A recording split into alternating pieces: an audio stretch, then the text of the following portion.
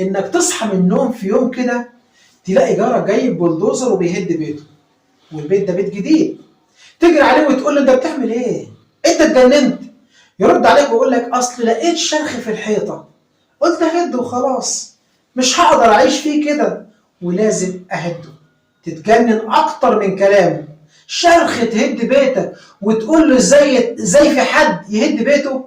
اللي دفع فيه دم قلبه عشان شرخ بسيط. طب ليه ما سالتش اي مهندس؟ طب ليه ما دورتش على اي حل يصلح مشكله الشرخ؟ ليه استسهلت الهدم؟ يقول لك لسه هتعب نفسي.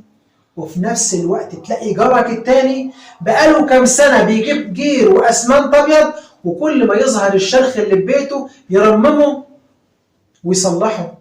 ولما تسأله يقول لك أنا سنة اتعودت عليه على كده وبصلحه على طول، ومش بسيب الشرخ يزيد